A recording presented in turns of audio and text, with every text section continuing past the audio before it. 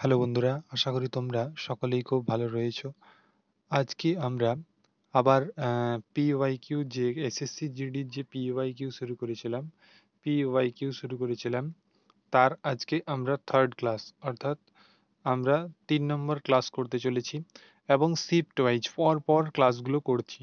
ওকে, 2023 সালে যতগুলো শিফট আছে এগুলো আগে কমপ্লিট করব এবং দেখতে পাবে তোমরা পরীক্ষা দিতে গেলে যে এইখান থেকেই তোমাদের প্রশ্ন পুরোপুরি হুবহুব কমন চলে আসবে। পিওয়াইকিউ থেকেই প্রশ্ন এসএসসি জিডিতে করা হয়ে থাকে। এরপরে তোমাদের বলেছিলাম যে এসএসসি জিডি ম্যাথও করাবো এবং ম্যাথ এবং জিআই করাবো। তো এর জন্য আমি তোমাদেরকে একটা কথা বলে রাখি, 27 তারিখ তোমাদের এক্সামের নোটিশ আসবে। এক্সামের নোটিশ 27শে আগস্ট।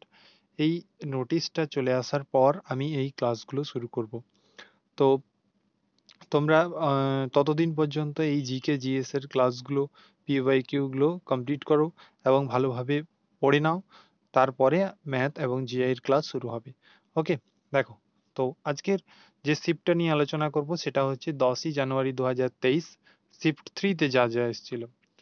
দেখো, ভারতীয় সংবিধানে অস্পৃশ্যতা বিলুপ্তি বিধানটি ড্যাশের উপর উল্লেখ করা হয়, ড্যাশের উপর ধারা 17। তো এই আর্টিকেল রিলেটেড এখান থেকে তোমরা যখন পিওয়াইকিউ গুলো করতে যাবে তখন তোমরা অনায়াসেই বুঝতে পেরে যাবে যে এসএসসি জিডি ঠিক কোথা থেকে কিরকম ধরনের প্রশ্ন দিয়ে থাকে।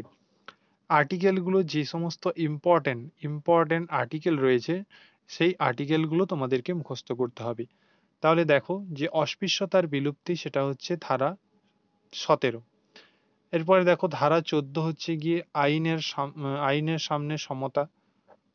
ধারা 19 হচ্ছে গিয়ে বাক এবং মত প্রকাশের স্বাধীনতা। ধারা 21 হচ্ছে গিয়ে জীবন এবং ব্যক্তিগত স্বাধীনতার অধিকার এবং ধারা 21A হচ্ছে গিয়ে শিক্ষার অধিকার। এরকম তোমাদের আমি 4টে 5টে করে পুরো সেশন যখন শেষ হবে তখনকে তোমাদের পুরো আর্টিকেল কমপ্লিট হয়ে যাবে। তোমরা এগুলো অবশ্যই মন দিয়ে দেখো এবং ক্লাসটা বন্ধুদের মধ্যে শেয়ার করে দিও এবং চ্যানেলটিতে অবশ্যই সাবস্ক্রাইব করে রেখো, কারণ তোমাদের এটা খুবই উপকারে আসতে চলেছে এই চ্যানেলটি। দেখো, পরের প্রশ্ন সেটা হচ্ছে কি, অক্সিজেনের উপস্থিতিতে ম্যাগনেসিয়াম জ্বললে তার শিখার রং কেমন হয়? ম্যাগনেসিয়াম যদি অক্সিজেনের উপস্থিতিতে জ্বলে তাহলে সেটা সাদা রঙের হবে। তাহলে সেটার রং কিরকম হবে? তাহলে সেটা তোমাদের সাদা রং হবে। এরপরে দেখো, একটা বেসিক প্রশ্ন চলে এসেছে যে ভারতীয় নেপোলিয়ান বলে অভিহিত করা হয় কাকে? সমুদ্রগুপ্তকে। তিনি কে ছিলেন? তিনি ছিলেন একজন প্রথম চন্দ্রগুপ্তের পুত্র। এরপরে দেখো, কৃষ্ণ আইয়ের কোন নৃত্যের সঙ্গে যুক্ত? তিনি ছিলেন ভারতনাট্যমের সঙ্গে যুক্ত। ভারতনাট্যমের সঙ্গে যুক্ত এই কৃষ্ণ, তিনি ছিলেন একজন বিশিষ্ট আইনবিদ এবং প্রাক্তন সুপ্রিম কোর্টের বিচারপতি ছিলেন। ওকে, দেখো, এরপরে আবার একটা বেসিক প্রশ্ন রয়েছে, যেটা হচ্ছে দেখো, ভারতের জনসংখ্যা শুমারি অর্থাৎ আদমশুমারি প্রতি ড্যাশ বছর অন্তর করা হয়? 10 বছর অন্তর তোমাদের এটি করা হয়ে থাকে। দেখো, তোমাদের এসএসসি জিডি যারা পড়াশোনা করছো তাদের জন্য একটা ইম্পর্টেন্ট কথা বলি, যে দেখো, এই জিকে জিএসে খুব পরিমাণে কমন পাওয়া যায়। কিভাবে সেটা বলে দিচ্ছি। দেখো, সেটা হচ্ছে গিয়ে, দেখবে তোমরা এই আদমশুমারি অর্থাৎ আদমশুমারি থেকে তোমরা একটা প্রশ্ন কমন পাবে। ওকে, তারপরে হচ্ছে গিয়ে তোমাদের নৃত্য রিলেটেড অর্থাৎ ফোক ডান্স যে সমস্ত প্রশ্নগুলি রয়েছে সেখান থেকে তোমরা 3 থেকে 4টি প্রশ্ন কমন পাবে। এরপরে দেখো, আর্টিকেল রিলেটেড সেখান থেকে তোমরা 1 থেকে 2টি প্রশ্ন কমন পাবে। এরপরে যেটা হচ্ছে গিয়ে তোমাদের নদী রিভার রিলেটেড, রিভার থেকে একটা প্রশ্ন কমন পাবে। এবং যেটা হচ্ছে পঞ্চবার্ষিকী পরিকল্পনা ইকোনমিক্স, সেখান থেকে তোমরা একটা প্রশ্ন কমন পাবে। এরকম দেখতে গেলে কিছু টপিক রয়েছে যেগুলো খুব ইম্পর্টেন্ট রয়েছে, সেগুলো আমি তোমাদের আলাদাভাবে আবার ক্লাস করিয়ে দেব। এখানে তোমরা জাস্ট পিওয়াইকিউ গুলো দেখো আগেবারে কি এসেছিল এবং এগুলোই কিন্তু আবারও রিপিটেশন করতে পারি। তো কোন দেশটি লুসোফোনিয়া গেমসের অংশ নয়? পর্তুগাল, জার্মানি, ভারত না মাকাও? তাহলে জার্মানি হয়ে যাবে আমাদের সঠিক অ্যান্সার। এরপর সাথে দেখো, রেডিও সম্প্রচার ভারতে 1923 সালে ড্যাশ দ্বারা শুরু হয়েছিল? Radio club of Bombay. এটা সঠিক উত্তর হয়ে যাবে রেডিও ক্লাব অফ বোম্বে। এটা কোথায় অবস্থিত? এটা মুম্বাইতে অবস্থিত, যেটা প্রতিষ্ঠিত হয়েছিল 1928 সালে। 1928 সালে। 8 নম্বর প্রশ্ন দেখো, ভারতের সংবিধানের কোন ধারায় নির্বাচনের তত্ত্বাবধানে নির্দেশনা এবং নিয়ন্ত্রণের কথা বলা হয়েছে? ধারা 324। ধারা 324-এ। এরপরে দেখো 325-এ যেটা বলা হয়েছে সেটা হচ্ছে কোনো ব্যক্তি ধর্ম, জাতি, বর্ণ বা লিঙ্গের ভিত্তিতে একটা বিশেষ ভোটার তালিকায় অন্তর্ভুক্তির জন্য অযোগ্য হবেন বা দাবি করবেন না। 326 হচ্ছে গিয়ে 326 হচ্ছে যেটা, সেটা হচ্ছে প্রাপ্তবয়স্কদের ভোটাধিকারের ভিত্তিতে নির্বাচন। এরপরে যেটা 9 হচ্ছে সেটা হচ্ছে কি 2022 সালের নভেম্বর পর্যন্ত কে ভারতের দিল্লির লেফটেন্যান্ট গভর্নর ছিলেন? বিনয় কুমার সেক্সেনা। ঠিক আছে।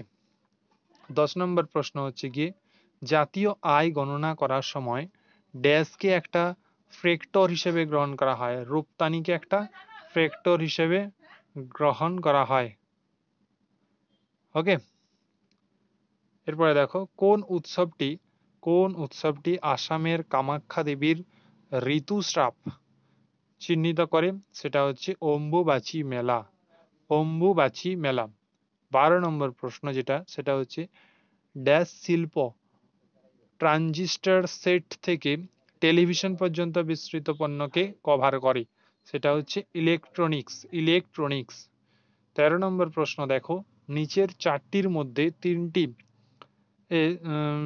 সিলেন্টেন পর্বের উদাহরণ এবং অণু একটা দল গঠন করে এবং কোনটি সেই দলের অন্তর্ভুক্ত নয়? সেটা হয়ে যাবে তোমাদের এই চারটে অপশনের মধ্যে লিভার ফ্লুক। একটা আনকমন প্রশ্ন এটা।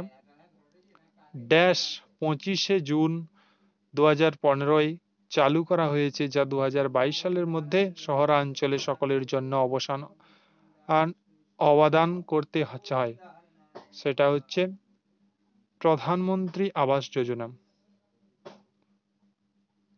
15 নম্বর প্রশ্ন যেটা হচ্ছে 2021 সালের জুন মাসে কোন স্থানে ইন্ডিয়া গ্রাঁ প্রি অনুষ্ঠিত হয়? সেটা হচ্ছে কি না পাতিয়াল। ওকে, পাতিয়াল। খুব ইম্পর্টেন্ট। 16 নম্বর প্রশ্ন দেখো, একটু আপচা এসছে। একটি ড্যাশ হলো প্রবাহিত জল জুড়ে একটা বাধা যা প্রবাহকে বাধা দেয় এবং নির্দেশ করে যা পিছিয়ে যায়। প্রায়শই একটা জলধারা হ্রদ এবং বদ্ধ জলধারা সৃষ্টি করে, সেটা হচ্ছে বাঁধ।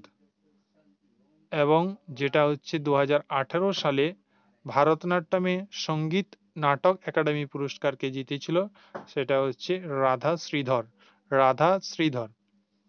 18 নম্বর প্রশ্ন সেটা হচ্ছে কোন কেন্দ্রীয় মন্ত্রী 2022 সালে মার্চ মাসে India water pitch pilots scale startup challenge চালু করেছিল? সেটা হচ্ছে হরদীপ সিং পুরী। কোন সংগঠন স্বামী দয়ানন্দ সরস্বতীর প্রতিষ্ঠা করেছিলেন, যা উদ্দেশ্য ছিল হিন্দু ধর্মের সংস্কারের চেষ্টা করা? সেটা হচ্ছে গিয়ে আর্য সমাজ। এবং লাস্ট নম্বর প্রশ্ন যেটা 20 নম্বর, সেটা হচ্ছে RBI এর মতে পরিষেবা খাত 1980 এর দশকে জিডিপিতে এর জন্য দায়ী ছিল, সেটা হচ্ছে কত? সেটা হচ্ছে 38.6%। 38.6%। তাহলে এই পুরো পিডিএফটা তোমরা এই ভিডিওর ডেসক্রিপশন থেকে সংগ্রহ করে নিও, এবং যারা যারা এসএসসি জিডি তোমাদের বন্ধু রয়েছে প্রিপারেশন নিচ্ছে তাদেরকে অবশ্যই এই চ্যানেলটি শেয়ার করে দিও এবং সাবস্ক্রাইব করে রাখো। তোমরা এই ক্লাসগুলো করলে অনায়াসেই তোমরা এসএসসি জিডির জবটি খুব সহজেই পেয়ে যেতে পারবে।